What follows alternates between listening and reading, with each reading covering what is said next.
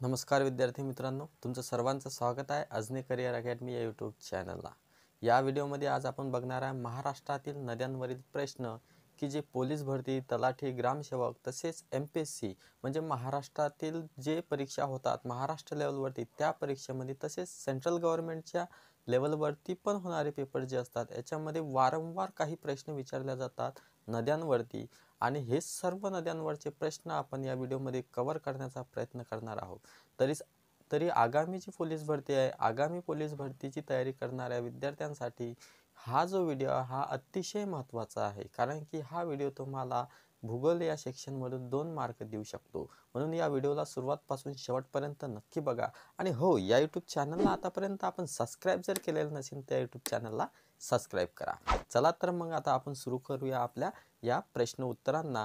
याच्यामध्ये आपण तुम्हाला स्पष्टीकरण सुद्धा देणार आहोत, म्हणून या व्हिडिओला अतिशय काळजीपूर्वक पाहण्याचा प्रयत्न करा।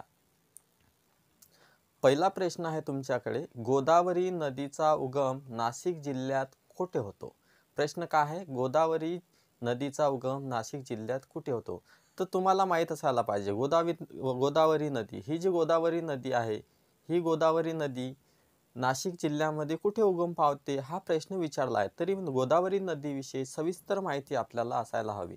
तर सर्वात पहिली माहिती काय, गोदावरी नदीची जी लांबी आहे, ही गोदावरी नदीची लांबी किती आहे? 1456 किलोमीटर। 56च्या जवळपास, कोण्या बुक्समध्ये तुम्हाला 65 सुद्धा असेल, कोण्या याच्यात 55 सुद्धा असेल, कोणा याच्यात 56 सुद्धा असेल, परंतु एक ॲव्हरेज लांबी आपल्याला माहीत पाहिजे, ते म्हणजे 1456 किलोमीटर। त्यानंतर या नदीची हे जी नदी आहे गोदावरी नदी, ही भारतातील एक मुख्य नदी म्हणून सुद्धा ओळखल्या जाते। या नदीला दक्षिण गंगा असे म्हटले जाते। या नदीला काय म्हटले जाते? दक्षिण गंगा असे सुद्धा म्हटले जाते। त्यानंतर जर आपण बघितलं तर या नदीला म्हणजे ही जी नदी आहे गोदावरी नदी, राजमंद्रीजवळ बंगालच्या उपसागरास आंध्र प्रदेशात मिळते। हा जो प्रदेश आहे हा कोणता आहे? राजमंद्रीचा प्रदेश आहे आणि या प्रदेशामध्ये हे जी गोदावरी नदी आहे राजमंद्रीजवळ बंगालच्या उपसागरास मिळते।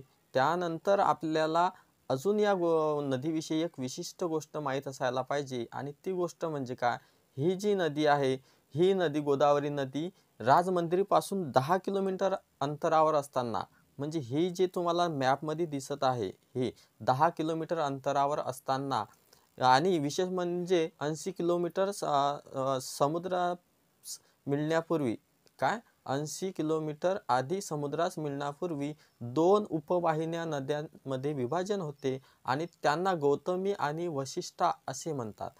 हा जो पार्ट तुम्हाला दिसत आहे, आता इथं बघू शकता तुम्ही, ही जी गोदावरी नदी आहे 2 फाटे फुटत आहे। मग हे जे 2 फाटे फुटत आहेत, कोणते 2 फाटे? तर बघा इथं तुम्हाला क्लिअर मध्ये दिसत असेल, या पोर्शन मध्ये 2 होतात। तर या 2 नद्यांना काय म्हटले जाते पुढे? गौतमी आणि वशिष्ठा। काय म्हटले जाते? गौतमी आणि वशिष्ठा असे म्हटले जाते। त्यानंतर जर आपण बघितलं याच्याविषयी की ही जी नदी आहे म्हणजे ही गोदावरी नदी, तर या गोदावरी नदीचा आपल्याला प्रश्न काय विचारला आहे? उगम कुठे होतो? तर याकरता तुमच्याकडे ऑप्शन आहेत। ऑप्शन क्रमांक 1 आहे भीमाशंकर, ऑप्शन क्रमांक 2 आहे सिन्नर, ऑप्शन क्रमांक 3 आहे त्र्यंबकेश्वर आणि ऑप्शन क्रमांक 4 आहे अमरकंटक। तर यातील योग्य उत्तर आपल्याला टिक करायचं आहे। तर सर्वांना माहित आहे की गोदावरी नदीचा उगम कुठे होतो? तर ऑप्शन नंबर 3 त्र्यंबकेश्वर। तर गोदावरी नदीचा उगम कुठे होतो? आता सर्वांना माहीत असायला पाहिजे की गोदावरी नदीचा उगम त्र्यंबकेश्वर येथे होतो। या गोदावरी नदीविषयी आपल्याला माहिती असणे आवश्यक आहे। ही जी गोदावरी नदी आहे, या गोदावरी नदीचे वैशिष्ट्य आपल्याला माहीत असणे आवश्यक आहे, कारण की पोलीस भरतीच्या पेपरमध्ये गोदावरी नदीविषयी जास्त विचारला जातो। पहिली गोष्ट काय माहीत पाहिजे? गोदावरीचा उगम तो कुठे होतो? त्र्यंबकेश्वरला। गोदावरी नदी कुठे समुद्रास मिळते? तर बंगालच्या उपसागरात राजमंद्रीजवळ मिळते। त्यानंतर ही जे 2 फाटे फुटतात या नदीला, एकाचं नाव म्हटलं जाते तिला गौतमी नदी आणि दुसरीला काय म्हटला? वशिष्ठा नदी। त्यानंतर गोदावरी नदीची लांबी सुद्धा माहीत पाहिजे। तर गोदावरी नदीची लांबी किती आहे? 1456 किलोमीटर। ही झाली गोदावरी नदी। तर गोदावरी नदीचा उगम कुठे होतो? त्र्यंबकेश्वर इथं होतो। असे माझ्या मागे सुद्धा तुम्ही म्हणत चला, कारण की यामुळे तुमचे प्रश्न हे डायरेक्ट पाठ होणार आहे। आता तुम्हाला डोक्यामध्ये असायला हवं की आपल्याला हे प्रश्न उत्तर डायरेक्ट पाठ असायला हवेत. म्हणून काय करायचं, माझ्या मागे सुद्धा म्हणायचं. तर गोदावरी नदीचा उगम कुठे होतो, तर त्र्यंबकेश्वर येथे होतो. आता त्र्यंबकेश्वर हे कोण्या जिल्ह्यामध्ये आहे तुम्ही मला कॉमेंट्स बॉक्समध्ये कळवा.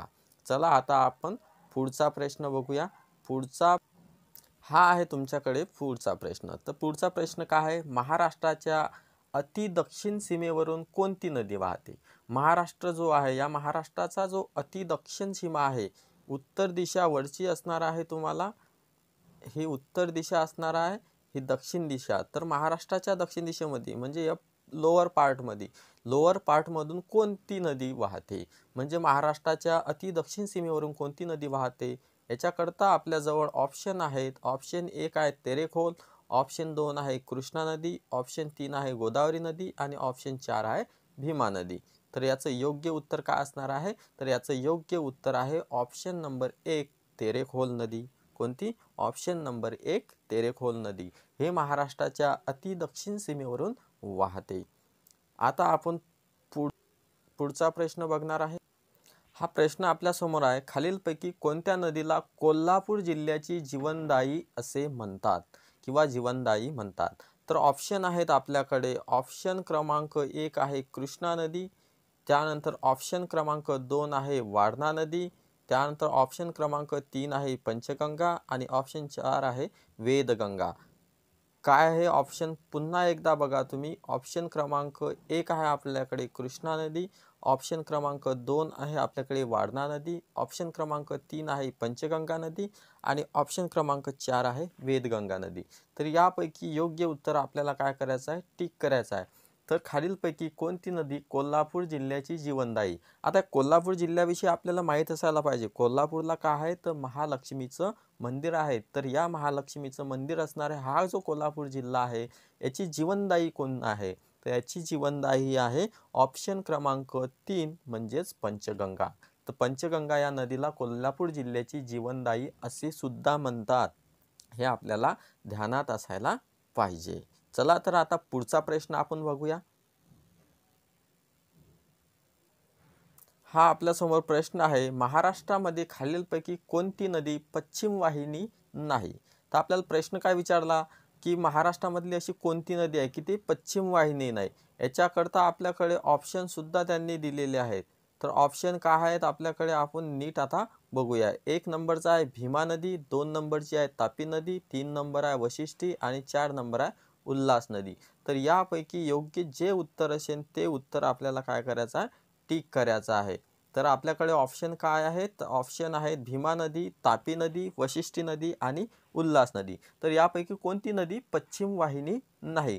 पश्चिम वाहिनी म्हणजे या दिशेला वाहणाऱ्या नद्या आणि पूर्व वाहिनी म्हणजे या दिशेला वाहणाऱ्या नद्या, असं असणार आहे काय, तर नाही. तर पश्चिम वाहिनी नदी म्हणजे काय, पश्चिम वाहिनी नदी म्हणजे ज्या नद्या काय कुठं वाहतात, तर सह्याद्री पर्वतात उगम पावतात आणि पश्चिमेला कोकणातून वाहतात, असं म्हटलं तरी काही हरकत नाही. म्हणजेच काय आहे, हा जो पार्ट आहे वरचा याला उत्तर दिशा म्हणतात, खालचा पार्ट आहे जो दक्षिण दिशा म्हणतात, इकडचा पार्ट आहे पूर्व दिशा आणि इकडचा पार्ट आहे पश्चिम दिशा. पश्चिम घाट आपल्याला माहीत असेल, पश्चिम घाट या लाईनलाच पश्चिम घाट असे सुद्धा म्हणतात किंवा त्याला सह्याद्री पर्वत आपण म्हणतो. तर आपल्याला प्रश्न काय विचारला, महाराष्ट्रापैकी कोणती नदी पश्चिम वाहिनी नाही, म्हणजे या दिशेला वाहणारी नदी नाही ती. कोण्या दिशेला, पश्चिम दिशेला, या दिशेला वाहणारी नदी नाही ती. मग त्याकरता ऑप्शन आहेत आपल्याजवळ. मग ऑप्शन कोणते कोणते आहेत आपल्याजवळ, एक आहे भीमा नदी, दुसरं आहे तापी नदी, तिसरी आहे वशिष्ठी नदी आणि चौथी आहे उल्हास नदी. तर या आपल्याला काय दिलेले आहेत, ऑप्शन दिलेले आहेत. तर यापैकी आपल्याला आयडेंटिफाय करायचं आहे की कोणती नदी ही पश्चिम वाहिनी नाही, म्हणजेच पूर्व वाहिनी आहे असं म्हटलं तरी काही हरकत नाही. तर बघा आता इथं आपल्याला ऑप्शन काय दिलेले आहेत, तर एक आहे भीमा नदी.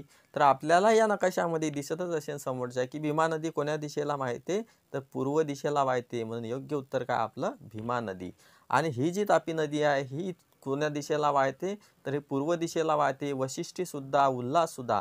आता तुम्हाला एक मी गोष्ट सांगतो, ती गोष्ट म्हणजे नद्यांच्या बाबतीतच आहे.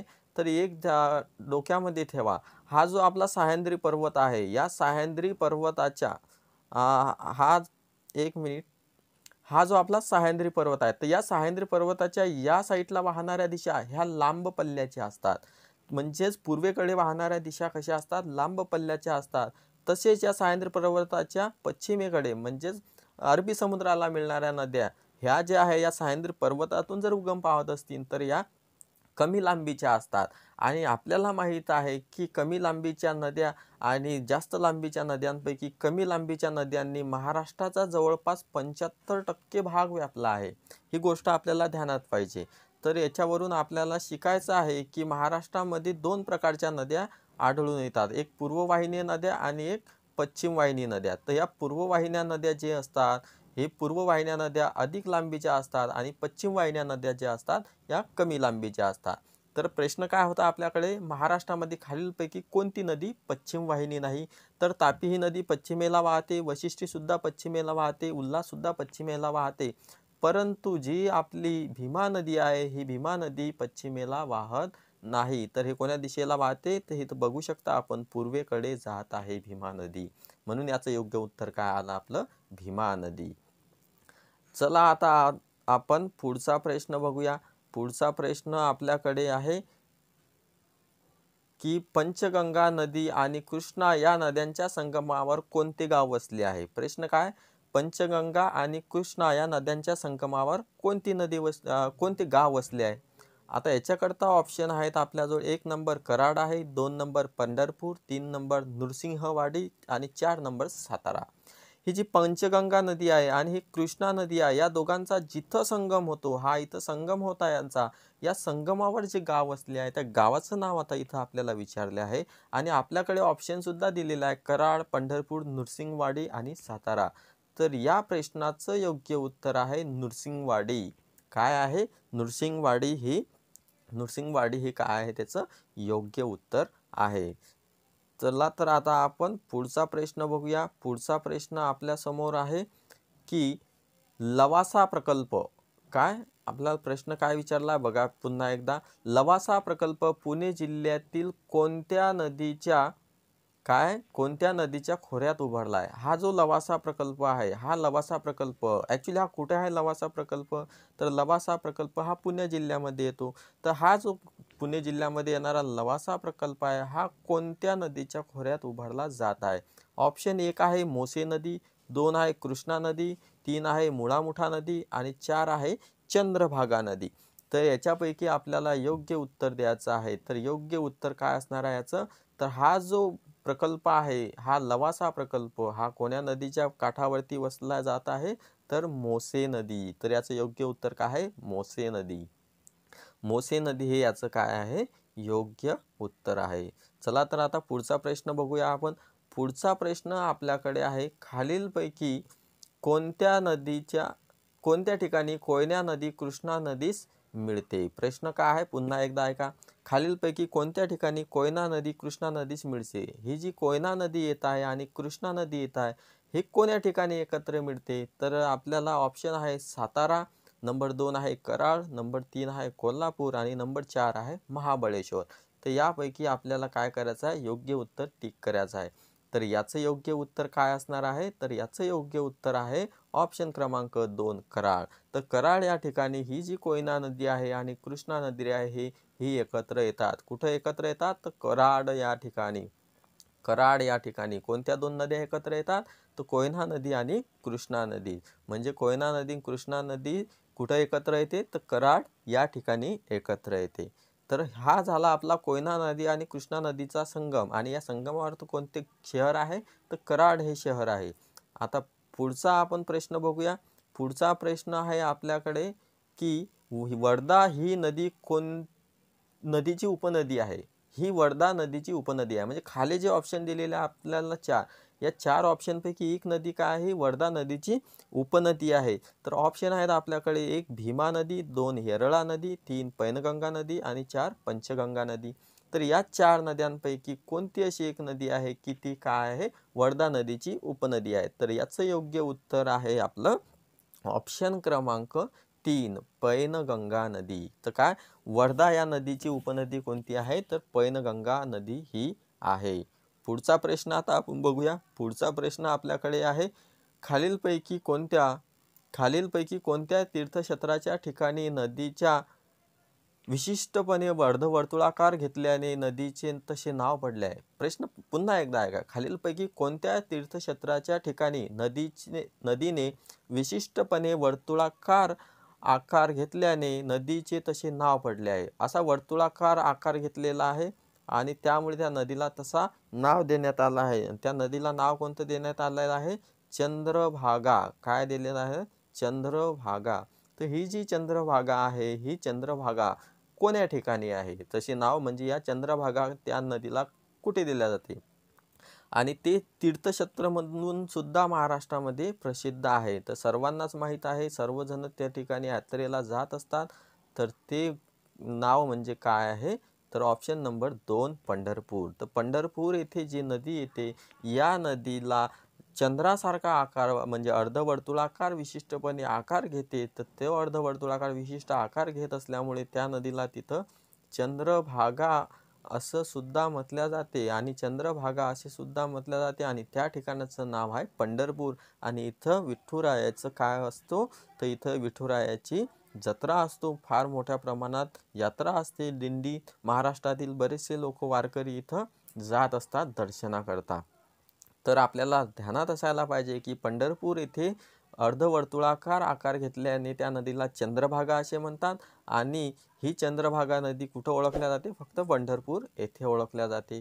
पुढचा प्रश्न आता आपण बघूया. पुढचा प्रश्न आहे आपल्याकडे, खालीलपैकी कोणती नदी गोदावरीची उपनदी नाही? प्रश्न काय? खालीलपैकी कोणती नदी गोदावरीची उपनदी नाही? ऑप्शन 1 आहे आपल्याला प्रवरा नदी, ऑप्शन 2 आहे इंद्रावती नदी, ऑप्शन 3 आहे इंद्रायणी नदी आणि ऑप्शन 4 आहे आपल्याकडे दुधना नदी. तर यापैकी कोणती नदी ही काय नाही? तर गोदावरीची उपनदी नाही असं आपल्याला सांगायचं आहे. तर यापैकी कोणती नदी आहे की ती गोदावरीची उपनदी नाही? प्रवरा नदी आहे, इंद्रावती नदी आहे की इंद्रायणी नदी आहे की दुधना नदी आहे? तर याचं योग्य उत्तर जे असेल ते तुम्हाला काय करायचं आहे? कॉमेंट बॉक्समध्ये सांगायचं आहे. ही क्विज मी फक्त तुमच्यासाठी करत आहे, म्हणून या एका प्रश्नाचं 10 नंबरचा जो हा प्रश्न आहे याचं उत्तर तुम्हाला काय करायचं आहे? कॉमेंट बॉक्समध्ये मला कॉमेंट्स करायचं आहे. कारण की हा अतिशय महत्त्वाचा प्रश्न आहे. हा बऱ्याचदा पेपरमध्ये आलेला आहे. तुम्ही या निमित्त हा प्रश्न सर्च करसान, गुगलला म्हणा, कुठं पण म्हणा सर्च करा, म्हणजे तुम्हाला बाकीच्याही गोदावरीच्या उपनद्या समजून जातील. तर यापैकी कोणती नदी ही गोदावरीची उपनदी नाही असा प्रश्न आपल्याला विचारला होता. तर नेक्स्ट प्रश्नाकडे आपण जाऊया. हा प्रश्न जो आहे हा प्रश्न तुम्हाला सॉल्व करायचा आहे. याचं कमेंट बॉक्समध्ये मला उत्तरसुद्धा द्यायचं आहे तुम्हाला. चला तर पुढच्या प्रश्नाकडे वळूया आपण. पुढचा प्रश्न आहे आपल्याकडे, पुढचा प्रश्न आहे, महाराष्ट्र राज्यातील पूर्ववाहिनी नद्यांनी किती टक्के भाग व्यापला आहे? प्रश्न काय आहे? पुन्हा एकदा का, महाराष्ट्र राज्यातील पूर्ववाहिनी नद्यांनी किती टक्के क्षेत्र व्यापले आहे? तर ऑप्शन आहे 1 65%, ऑप्शन 2 75%, ऑप्शन 3 69%, ऑप्शन 4 81%. या प्रश्नाचं उत्तर मला वाटते आपण सुरुवातीच्या प्रश्नामध्येच बघितलं आहे, गोदावरी नदीची ज्यावेळेस माहिती घेतली. तर काय आहे? पूर्ववाहिनी नद्या म्हणजे या दिशेला वाहणाऱ्या नद्या आणि पश्चिम वाहिनी नद्या म्हणजे या दिशेला वाहणाऱ्या नद्या. आणि कुठून वाहतात? तर हा जो आपला हा जो आपला पश्चिम घाट आहे किंवा सह्याद्री पर्वत आहे, या सह्याद्री पर्वतावरून वाहतात. तर पूर्वेकडे वाहणाऱ्या ज्या नद्या असतात या नद्यांनी जास्त भाग व्यापलेला आहे, मग सांगितलेला आहे. तर तो किती टक्के भाग व्यापलेला आहे? तर 75% भाग त्यांनी व्यापलेला आहे. तर महाराष्ट्र राज्यातील पूर्ववाहिनी नद्यांनी किती टक्के क्षेत्र व्यापले आहे? तर 75% क्षेत्र व्यापले आहे. हे आपल्याला ध्यानात असायला पाहिजे. चला तर मग पुढच्या प्रश्नाकडे जाऊया आपण. पुढचा प्रश्न आहे आपल्याकडे, पुढचा प्रश्न कोणता आहे की ही उल्हास नदीची उपनदी आहे? प्रश्न काय? ही उल्हास नदीची उपनदी आहे आणि याच्याकरता ऑप्शन आहेत आपल्याजवळ 1 काळ नदी, 2 सावित्री नदी, 3 वैतरणा नदी आणि 4 दहिसर नदी. तर यापैकी कोणती नदी आहे की उपनदी आहे? कोणाची? उल्हास नदीची उपनदी आहे. तर योग्य असं उत्तर तुम्हाला टिक करायचं आहे. तर याचं योग्य उत्तर काय असणार आहे? तर याचं योग्य उत्तर आहे काळ नदी. तर काळ नदी काय? उल्हास नदीची उपनदी आहे. सावित्री, वैतरणा, दहिसर ह्या उपनद्या नाहीत उल्हास नदीच्या. तर कोणती नदी आहे? काळ ही नदी उपनदी आहे. कोणाची? तर उल्हास नदीची. चला तर आता आपण पुढच्या प्रश्नाकडे वळूया. पुढचा प्रश्न आहे आपल्याकडे, धरमतरची खाडी खालीलपैकी कोणत्या नदीच्या मुखात आहे? काय प्रश्न, धरमतरची खाडी खालीलपैकी कोणत्या नदीच्या मुखात आहे? तर याचं आपल्याला योग्य उत्तर द्यायचं आहे. त्याकरता आपल्याजवळ ऑप्शन आहेत. नंबर 1 उल्हास नदी, नंबर 2 आंबा, नंबर 3 कुंडलिका, नंबर 3 सावित्री. तर धरमतरची खाडील कोणत्या नदीच्या मुखात आहे, हा प्रश्न आपल्याला विचारलेला आहे. तर याचं योग्य उत्तर काय आहे? तर याचं योग्य उत्तर असणार आहे ऑप्शन नंबर 2 आंबा. तर आंबा या नदीच्या मुखात धरमतरची खाडी काय आहे, वसलेली आहे. चला तर मग आता आपण पुढच्या प्रश्नाकडे वळूया. पुढचा प्रश्न आहे आपल्याकडे की खालीलपैकी कोणती तापीची उपनदी आहे? 14वा प्रश्न आहे, खालीलपैकी कोणती नदी ही तापीची उपनदी आहे? तर ऑप्शन 1 आहे पांझरा नदी, ऑप्शन 2 गिरणा नदी, ऑप्शन 3 पूर्णा नदी आणि ऑप्शन 4 दुधना नदी. तर यापैकी कोणती नदी ही तापीची काय आहे, उपनदी आहे, हा प्रश्न आपल्याला विचारला आहे. तर कोणती आहे? तर योग्य उत्तर आहे ते दुधना नदी. तर तापीची उपनदी कोणती आहे? तर दुधना नदी आहे. तापी नदी ही भारतात महाराष्ट्रामध्ये वाहते आणि या तापी नदीची उपनदी दुधना नदी आहे. पुढचा प्रश्न आता आपण बघूया. पुढचा प्रश्न आपल्याजवळ पुढचा प्रश्न काय आहे की पुढचा प्रश्न आहे, राज्याच्या या स्वाभाविक विभागातून वाहणाऱ्या नद्या तुलनात्मक दृष्ट्या कमी लांबीच्या असतात. हा प्रश्न सुद्धा मला वाटतं आपण मगा बघितलेला आहे. तर प्रश्न काय आहे, राज्याच्या या स्वाभाविक विभागातून वाहणाऱ्या नद्या तुलनात्मक दृष्ट्या कमी लांबीच्या असतात. 3 वेळ आय थिंक 2 वेळ मी याविषयी सांगितले आहे. तर पूर्वेकडे वाहणाऱ्या नद्या काय असतात, जास्त लांबीच्या असतात. दक्षिणेकडे वाहणाऱ्या नद्या कोणत्या असतात, कमी लांबीच्या असतात. आणि हे सुद्धा सांगितलेलं आहे, हे कुठून वाहतात, तर या सह्याद्री पर्वतातून वाहतात, किंवा आपण पश्चिम घाट म्हणू शकतो, किंवा हा जो भाग आहे या भागाला कोकण या नावाने सुद्धा ओळखले जाते. विदर्भ सर्वांनाच माहीत आहे, विदर्भ या साईडला येतो, त्यानंतर खानदेश त्याच्या शेजारी येतो, मराठवाडा इकडे येतो, आणि हा जो कोकण आहे, हा जो डोंगर दऱ्यांचा प्रदेश आहे, सह्याद्री पर्वताचा प्रदेश आहे, याला काय म्हणतात, कोकण म्हणतात. आणि कोकणातून वाहणाऱ्या ज्या नद्या असतात, ज्या अरबी समुद्राला जाऊन मिळतात, या नद्या कशा असतात, तुलनात्मक दृष्ट्या कमी लांबीच्या असतात. म्हणून या प्रश्नाचं योग्य उत्तर काय आहे, तर या प्रश्नाचं योग्य उत्तर आहे कोकण. म्हणजे कोकणातून वाहणाऱ्या नद्या तुलनात्मक दृष्ट्या कमी लांबीच्या असतात. आता इथं तुम्ही या इमेजमध्ये बघू शकता की ह्या ज्या इकडच्या नद्या दाखवलेल्या आहेत, सावित्री, वशिष्ठी वगैरे या ज्या नद्या दाखवल्या आहेत, या नद्यांची लांबी तुम्ही बघू शकता की अतिशय कमी आहे. म्हणून अतिशय कमी असल्यामुळे इथं आपलं उत्तर काय, आणि ह्या नद्या कुठं वाहतात, तर हे कोकणामध्ये वाहतात. तर कोकणातून वाहणाऱ्या नद्यांची लांबी काय असते, कमी असते. तर चला मग आता आपण पुढच्या प्रश्नाकडे वळूया. पुढचा प्रश्न आहे आपल्याकडे आता प्रश्न क्रमांक 16, पुणे हे शहर कोणत्या नद्यांच्या संगमावर वसले आहे? काय प्रश्न, पुणे हे शहर कोणत्या नद्यांच्या संगमावर वसले आहे? तर ऑप्शन आहे आपलं पहिलं मुळा मुठा, 2 नंबरचा आहे कृष्णा व भीमा, 3 नंबरचा आहे नीरा व पवना, आणि 4 नंबरचा आहे पंचगंगा व कृष्णा. हे जे पुणे सिटी आहे, या पुणे सिटी कोण्या नदीच्या 2 नद्यांच्या संगमावर वसले आहे, हा प्रश्न विचारला आहे. आणि सर्वांना याचं उत्तर माहीत असायला पाहिजे, आणि ते उत्तर आहे ऑप्शन क्रमांक 1 मुळा व मुठा. मुळा व मुठा या नदीच्या संगमावर कोणते शहर वसले आहेत, तर पुणे हे शहर वसलेले आहे. तर चला आता पुढच्या प्रश्नाकडे वळूया आपण. पुढचा प्रश्न आहे आपल्याकडे प्रश्न क्रमांक 17वा, नागपूर जिल्ह्यात नागपूर जिल्ह्यातून कोणती नदी वाहत नाही? हे जे नागपूर जिल्हा आहे, या नागपूर जिल्ह्याचं एक विशिष्ट वैशिष्ट्य आहे, या नागपूर जिल्ह्यातून कोणती नदी वाहत नाही, हा प्रश्न आपल्याला विचारला आहे. त्याकरता ऑप्शन आहे 1 पेंच नदी, 2 नाग नदी, 3 कन्हान नदी, आणि 4 मुळा मुठा नदी. याचं उत्तर सर्वजण देणारच आहे, कारण ह्याच्यापूर्वीच आपण बघितलं की पुणे आणि नागपूरमध्ये खूप अंतर आहे, आणि पुणे नागपूरमध्ये खूप अंतर असल्यामुळे आपल्याला एक गोष्ट लक्षात आली असेल की पुणे शहर हे कुठं वसलेलं आहे, तर मुळा मुठा नदीच्या. म्हणून मुळा मुठा नदी काय आहे, नागपूर जिल्ह्यातून वाहत नाही. म्हणजे ऑब्व्हियसली पेंच नदी, नाग नदी, कन्हान नदी या नागपूर जिल्ह्यातून वाहतात. आता या नागपूर जिल्ह्याचं वैशिष्ट्य सुद्धा आपल्याला माहीत असायला पाहिजे.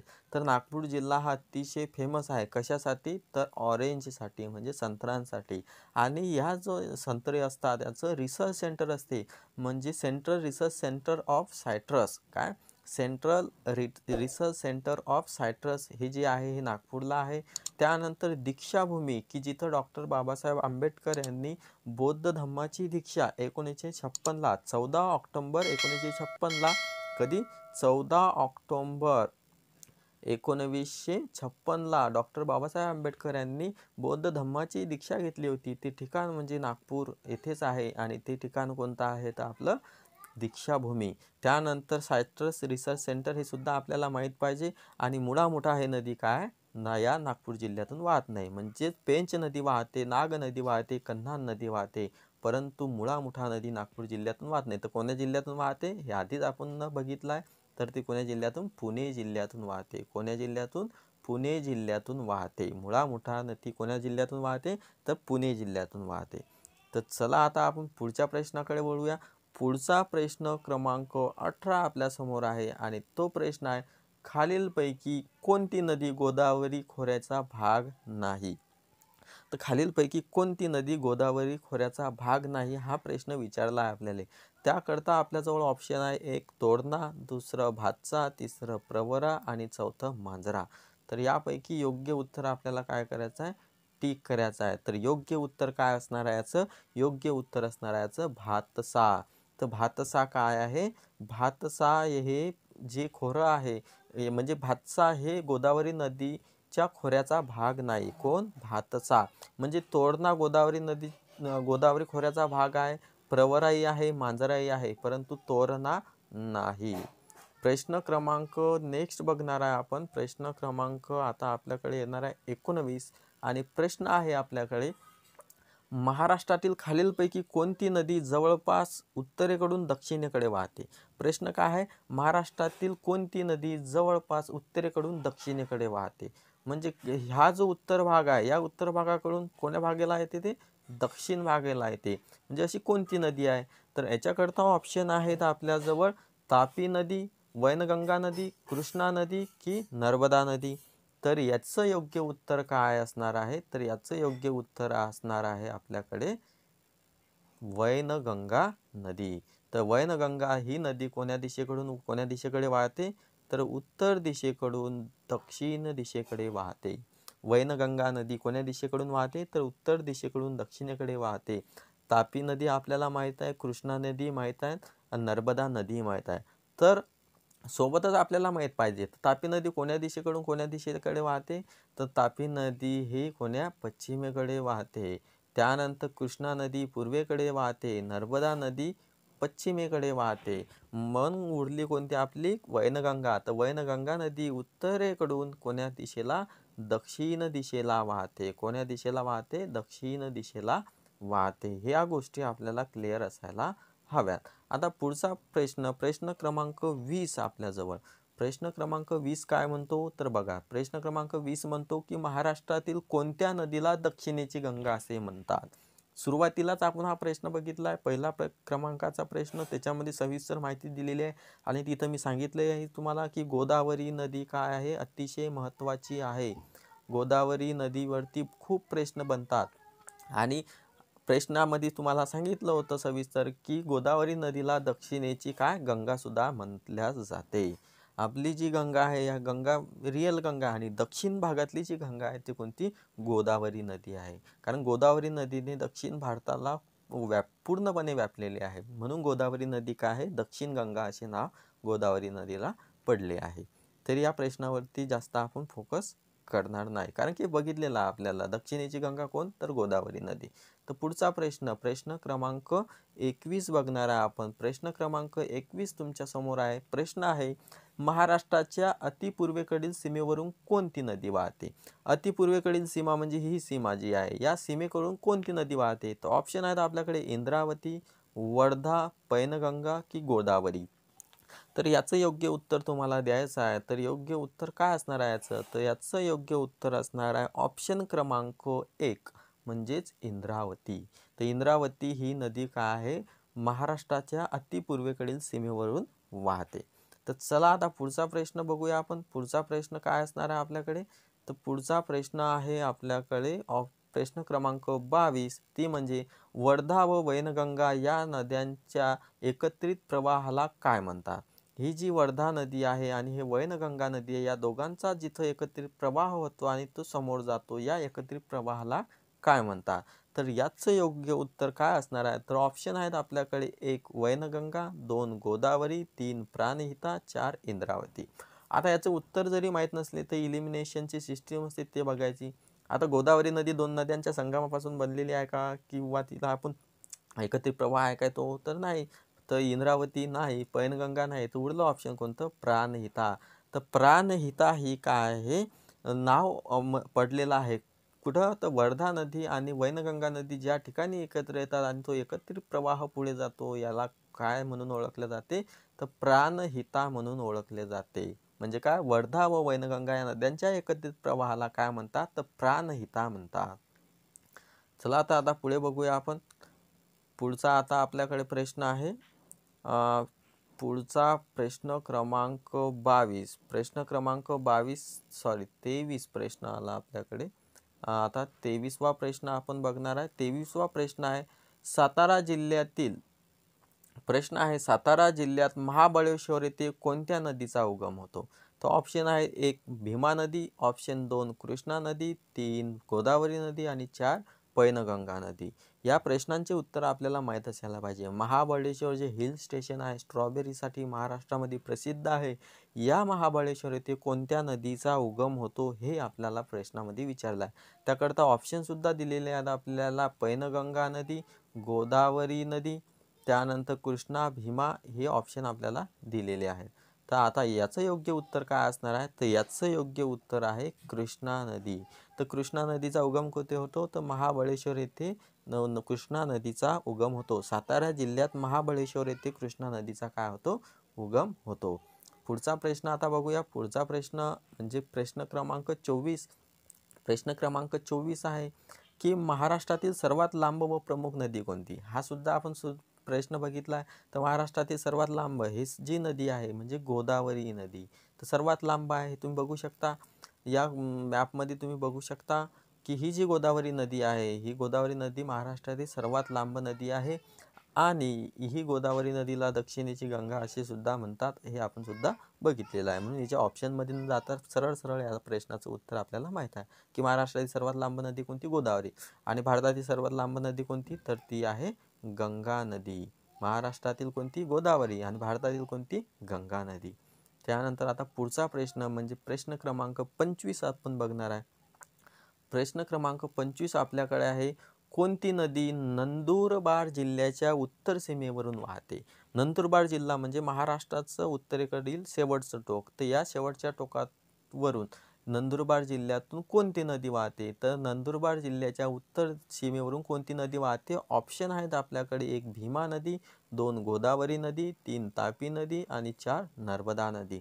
तर या 4 ऑप्शनपैकी योग्य उत्तर आपल्याला द्यायचं आहे. तर ही जी नदी आहे नंदुरबार जिल्ह्याच्या उत्तर सीमेवरून वाहणारी, या नदीचा उगम जर बघितला आपण, तर या नदीचा उगम कुठं? अमरकंटक, मध्य प्रदेशमधील अमरकंटक इथे झाला आहे. आणि ही नदी 3 राज्यातून वाहते. एक म्हणजे महाराष्ट्र, एमएच, दुसरं म्हणजे मध्य प्रदेश, एमपी आणि तिसरं म्हणजे गुजरात. या 3 राज्यातून वाहणारी नदी कोणती? आणि तीच नदी महाराष्ट्राच्या नंदुरबार जिल्ह्याच्या उत्तर सीमेवरून वाहते, हे आपल्याला इथं बघायचं आहे. तर त्यासाठी ऑप्शन होते आपल्याकडे भीमा नदी, गोदावरी, तापी आणि नर्मदा. तर योग्य उत्तर काय? नर्मदा नदी. तर या नर्मदा नदीविषयी आपल्याला माहिती असायला पाहिजे. हिचा उगम कुठे झाला आहे? मध्य प्रदेशातील अमरकंटक येथे.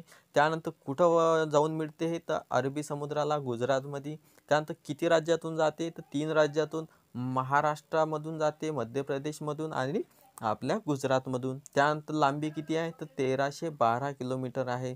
त्यानंतर उगमस्थान 900 किलोमीटर सॉरी याची जी उगमस्थानची उंची आहे 900 मीटर उंचावरून उगम होते.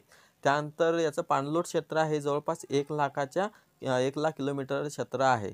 आणि याच्यावरची धरणं आहे, सरदार सरोवर हे एक धरण बांधलेलं आहे.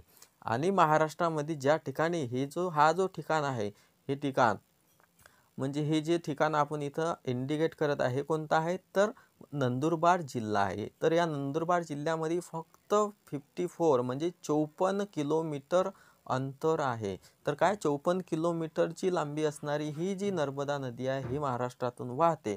तर या नर्मदा नदीची महाराष्ट्रात लांबी एकूण किती, तर 54 किलोमीटर. तशी लांबी जर बघितली तर 13,312 किलोमीटर. आणि महाराष्ट्रामध्ये लांबी किती, तर 54 किलोमीटर. आणि तेही कुठं आहे, फक्त मध्य आपल्या नंदुरबार जिल्ह्यामध्ये, उत्तर सीमेवरून वाहते ही नंदुरबार जिल्ह्याच्या.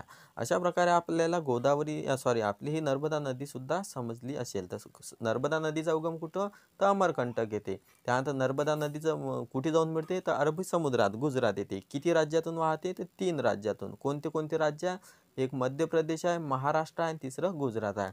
त्यानंतर महाराष्ट्रामध्ये कोण्या जिल्ह्यातून वाहते, तर फक्त नंदुरबार जिल्ह्यातून. कोणती नदी आहे आपली चालू, नर्मदा नदी. त्यानंतर किती किलोमीटर वाहते, तर फक्त 54 किलोमीटर.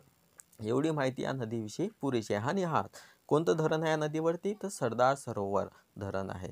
तर हे सर्व माहिती महाराष्ट्र पोलीसची तयारी करत असणारे तलाठी ग्रामसेवक, तसेच MPSC तयारी करत असणारे जे विद्यार्थी असतील त्यांच्यासाठी अतिशय महत्त्वाचे आहे. जवळपास आपण 25 क्वेश्चन इथं कव्हर केलेले आहे. तर आता मला तुम्ही सांगा की हा व्हिडिओ तुम्हाला कसा वाटला. जर हा व्हिडिओ तुम्हाला चांगला वाटला असेल आणि हा प्रोडक्टिव्ह वाटत असेल, तर या व्हिडिओला लाईक करा, आपल्या मित्रांसोबत शेअर करा. आणि या चॅनलला आतापर्यंत जरी सबस्क्राईब केलं नसेल तर या चॅनलला सबस्क्राईब करायला विसरू नका. आणि बेल आयकॉन दाबा, म्हणजे वेळेवरती तुम्हाला माझं नोटिफिकेशन येतील. असेच आता पुढच्या व्हिडिओमध्ये आपण महाराष्ट्र पोलीस तलाठी ग्रामसेवक यांच्या अनुषंगाने नवीन प्रश्न टाकत राहणार आहोत. तर चला, इथपर्यंत आजच्या व्हिडिओमध्ये ठीक आहे. भेटूया पुढच्या व्हिडिओमध्ये. धन्यवाद.